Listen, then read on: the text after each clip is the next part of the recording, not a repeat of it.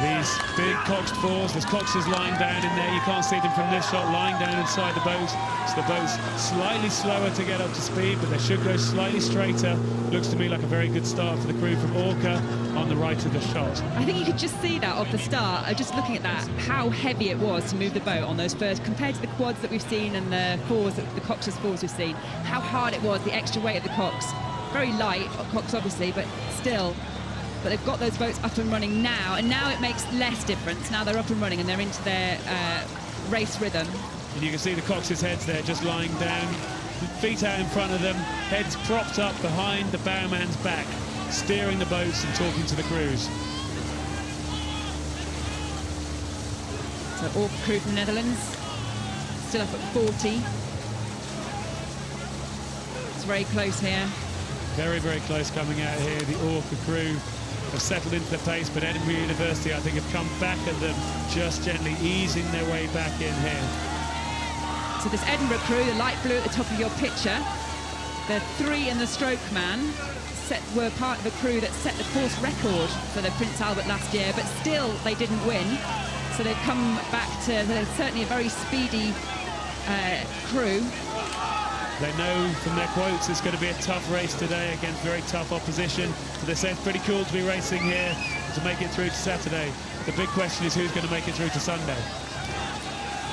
So Edinburgh taken the early lead, but they're having to work harder for it. They're still up at 37.5 compared to the Orca Netherlands crew at 36. But they do seem to be creeping back every stroke. Edinburgh's taking just a little bit more, just a little bit more. Yeah, that's right. The University of Edinburgh crew in the blue have moved quite smoothly now into their pace, and they've just kept the pace of the boat just a little bit higher against a slightly aggressive style from the Orca crew. You can see the Orca bodies on the left just moving away from the riggers at the end of the stroke, where the Edinburgh University looks straighter and a bit more solid just coming through the back half, second half of the stroke. So both crews still at 36, 37. It's quite a decent rate for the slightly heavier Cox boats. They're both experienced crews. They've both got form this season. So the Edinburgh crew on the right-hand side of your picture in the blue, they were bronze in the championship Cox Fours at the Bucks Regatta, which is the university, the kind of student championships. And they also won the elite Cox Fours at the Met, which is a good indicator. That was about 3 or 4 weeks ago now. It's a good indicator coming into the season. The Orca crew on the left-hand side of the picture, they won the Cox Fours at the Holland Becker, which is very top kind of a club-level international event. Crews from the UK go there as well, I think, but it's certainly one of the top kind of international club events, probably similar to kind of Met and Marlow that we have here. Edinburgh crew squeezing out, aren't they? The Edinburgh crew just squeezing out. There's nothing violent, nothing sudden, like you say. They've kept the stroke rate high in both boats, but they've just been able to inch away with that just a little bit more efficiency. Perhaps it's not that they're accelerating it anymore, it's just they're not slowing it down as much. But I don't want to be harsh on the Orca crew, but they just, I really like this Edinburgh crew, how together they look, how smooth they look.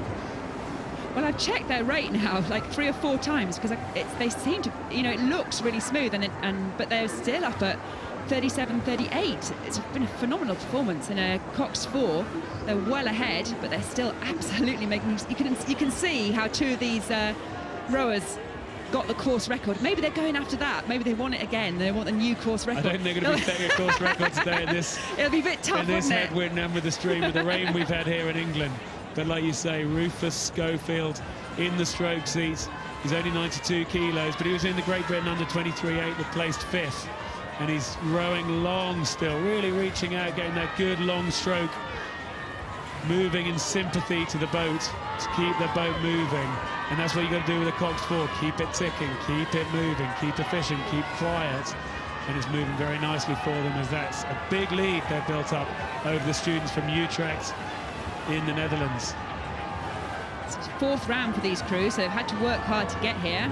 And this Edinburgh crew will have another, well, it looks like pretty certain they'll make it through. So now we can see the progress board, 3/4 mile. The big 1 has gone up to indicate that the crew on the right-hand side of your picture, Edinburgh University, has gone past them first. And this was before the cameras and before the commentary position. This was all that this was all that they used to have to be able to tell and show down the course what was happening in the race. Progress boards were spotted by binoculars by the next progress boards, and that was shown at a position that just opposite the grandstands. So now we've got the screens with these pictures going out into some of the grandstands in the enclosures, but it never used to be. They used to have to wait with bated breath for the crews to come down to actually know what was happening. Packed banks now. Everyone down enjoying the racing. Yeah, people have got their coats on really today because it's a slightly chilly day at Henley, but the sun's out, it's not raining, the wind is blowing, you can see the gusts coming across the water a little bit. As we have a look down there, you can see that gusty patch that the crews are going to row into when they get halfway up the enclosures.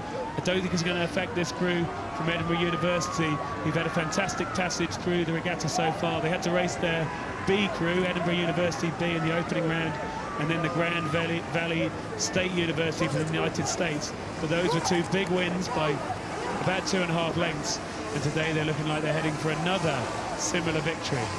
They really just decided to put on a good show today. So this is in Edinburgh coming through in the lead at the 4th round, semi-finals Prince Albert Challenge Cup. This event named after Prince Albert, who became a patron of the regatta in 1851, and it was his patronage that enabled what was the Henley Regatta to become the Henley Royal Regatta all those years ago. And since then, it has always been patronised by the reigning monarch of the day, has enabled it to keep its Royal Regatta status. That royal status of which we're very proud. This is Henley Royal Regatta. What a dominant performance. You kind of wonder... I kind of wonder why. Why they just make... Now, finally, in the last 50 metres, they drop it down. I was just like, why? They must have a plan for something, I guess, but...